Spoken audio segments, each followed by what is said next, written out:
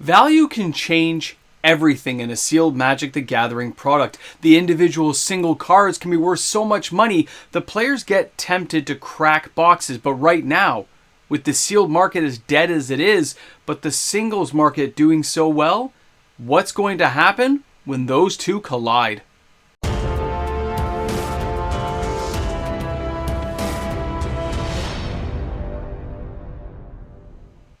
Sometimes a change in price is so immediate and drastic, players notice it right away. But other times, it is a slow creeping effect of 20, 30, 40 cents each and every month until the product is all of a sudden triple what it used to be.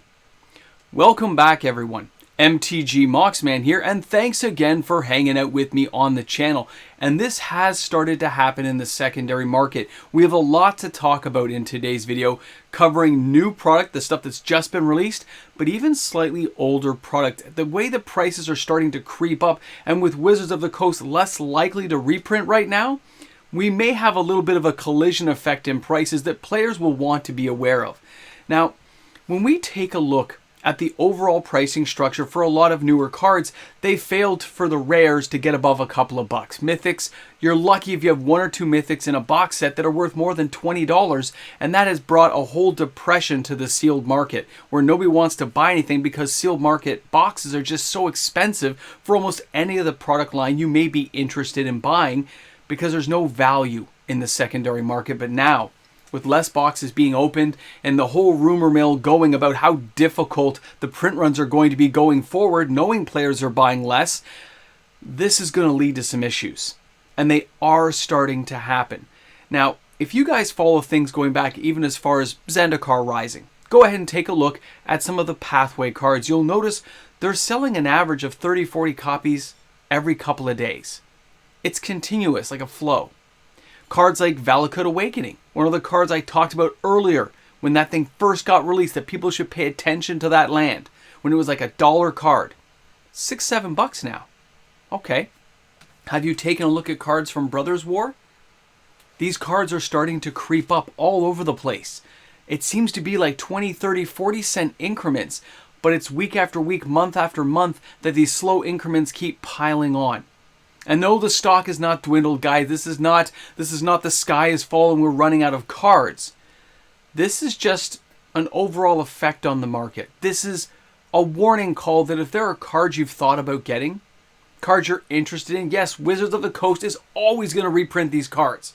Get that out of your head. It's going to happen. Don't get too caught up. But if there are cards you're after, we don't know when some of these cards will get a reprint. And if a card you're looking for, or have always kind of, I should add that to one of my orders, take a look to see where the card's been headed. Take a look at the value. Even cards like the combination card, the Meekstone, Mightstone, all these cards, yes, there's tons of collapsed in price, but there's some now, they're like $3, $4, and they just seem to be trending ever so slightly, gain 10 cents, gain 15 cents, week after week, that you're like, hey, it's gone up like $1 or $2. It is happening on a whole slew of Magic cards that get used mainly and primarily in Commander. I'm not going to lie, this is definitely a Commander effect we're seeing for a lot of these cards, because as players buy them for their Commander decks, and lots of players I know have between 5 and 20 Commander decks, they hold on to them, especially mana-based cards, land-based cards, generally get held.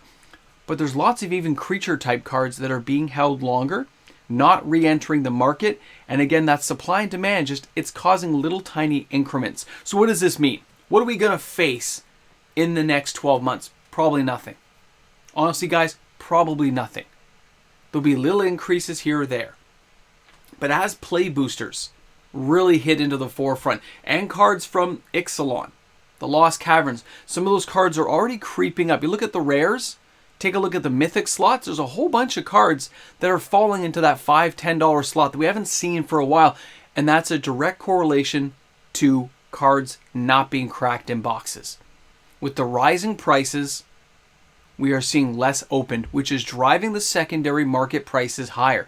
It's inevitable. Of course, they are going to correlate together, because players, as they get into Standard or Commander or any other format you want to play in that utilizes any of these cards, if there's less opened and the supply is shortened but the demand is great, prices are going to rise to meet that new price line of where players are willing to spend.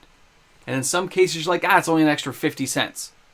But if there's another guy after you that says, yeah, that was only 50 cents higher, now you're $1 higher. Another guy says 50 cents, now it's $1. It keeps going. And this is just one of those cycles that, although again, I don't think it's a big fear-mongering thing at the moment, we have talked about it in the past, and now that I can start seeing it on spreadsheets, these little tiny increments on a whole slew of cards across a whole bunch of different release dates and different times. Yeah, cards like Meat Hook Massacre have kind of bottomed out from all those reprints. Yes, some cards like the Great Henge are stabilizing out, and with the fear of cards getting banned, some are starting to tumble in price. There are so many cards that are just inching up time and time again that is just something to be aware of. It's something to keep on your radar as an MTG finance, kind of like, hey, I should take a look to see which cards I actually might need for some future decks, or which cards maybe I should hold on to because they might be gaining a little bit of value that maybe I can cash them in for some good trade-in value. There's two sides to every coin. Now, for players who want to start selling and speculating, I still don't recommend it. It's too volatile of a market right now. I don't have enough data to see into the future how far things are going to go or where we may balance out. But coming into the Christmas holiday season and seeing the sheer number of like the Pathways, Triomes, even reserve list lands like Winding Canyons, Griffin Canyon, all those kind of cards, what do you call it, Rainbow Veil. There's a whole slew of land cards selling. Sure, those are generally every week. It's just an uptick. And when stores have maybe a few less in stock, maybe the price creeps up a quarter at the end of a couple of weeks. You don't think much of it. All went from 11 to 11.25. 2 more weeks goes by. Now we're in the middle of December. Oh, it's 11.50. But you see what I mean? As you keep ignoring those little tiny price increments, before you know it, you decide to finally buy it. And it's at 15, 16 bucks. And you're like, when did this card go up? When did this happen? Depending on where that card is played and which formats the card is played in can also put additional pressure on the price of the card. The sealed market is dead right now. Nobody I know is cracking boxes en masse. Stores are opening boxes, sure, but they don't open it usually after release. They just let the market move along because they've been burned too many times. Players may buy the odd box and may do sealed and draft with friends still, but they're not opening 12 or 14 boxes and trading cards in anymore. In this evolving market, if a card is being played in Commander regularly, in a multitude of decks, but there's no supply coming to market, what's going to happen to that price? Well, of course, it's going to go up. Supply and demand, always remember that. Now, is this Wizards of the Coast master plan? Is it the tinfoil hat time where I tell you that, yeah, they're a big corporation, and if they want to regenerate the IP of a card and make the card more valuable, they just don't reprint it. They slow down their reprints. They've got a price increase now that players will have to deal with, and yes, they'll make money for it. So that means they don't have to reprint things as quickly. They can put it in specialty products. They can put together some kind of secret layer deal. But even then, it doesn't get bought as often as it used to. So although there's a little bit of a trickle coming to the market, it's not the same. It's going to be very interesting to see what the market does if prices, like I'm seeing now, keep creeping up and creeping up and creeping up until it's $1 or $2 or $3 or $4 higher. Yes, we are more likely to see players trading in some cards too because the value's there. But that's only if a store needs that card. Only if it's desired by a player at a certain price point. Remember that. Just because the card says it's worth $8 on whatever format you're playing off of, it's TCG Player, it's Cardmark, wherever you're buying it. No matter what the price point's at, you're only getting 50% of that in cash usually. Pay attention to those prices.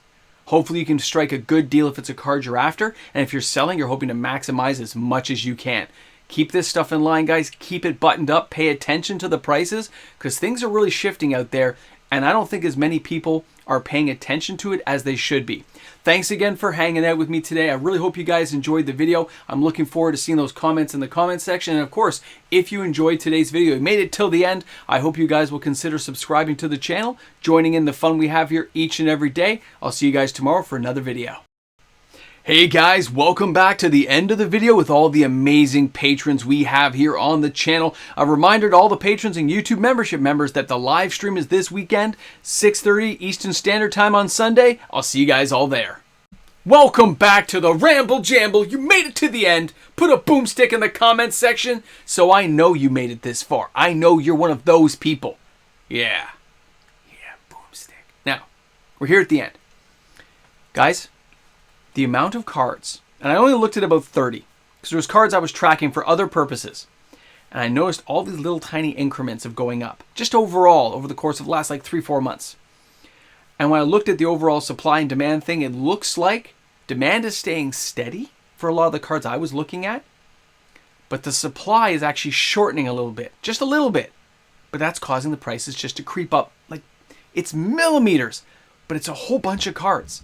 And then I saw other cards stabilizing and kind of going up a little bit in a whole bunch of newer sets. Things like, the Brothers War and that. Older cards from, like I said, Zendikar Rising. They're just all little tiny changes, but it's just against a backdrop of so many cards that makes me go, are things turning around? They're going to go really negative really quickly for people. All of a sudden, cards going to rise in price to the point where players get attracted to opening boxes again.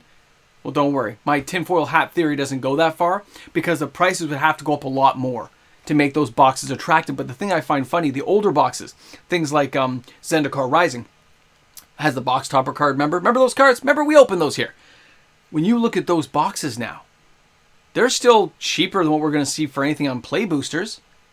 And the box topper, the mana cards, some of the pathways, even some of the guys like Omnat, there are some cards worth some money still. Not a huge amount that haven't been slaughtered by reprints. But I think Wizards is going to slow those reprints down. I think it's going to get a little funky around here. So I'm looking forward to seeing how it plays out. I hope you guys are too, because it's fascinating to see when these things shift and see everyone freak out and stuff. I don't know. It's entertaining because I know how the market moves over a long period of time. There's ups and downs all the time. And Magic cards going like this right now is kind of crazy, but it makes sense that they don't reprint to start rebuilding value. And the rising prices we've seen for things like Play Boosters and the shortening up of all their product lineups means they're going to have more money on the books, so they won't have to reprint as much. I don't know. We'll see where it goes. Let me know what you guys think. I'll talk to you soon.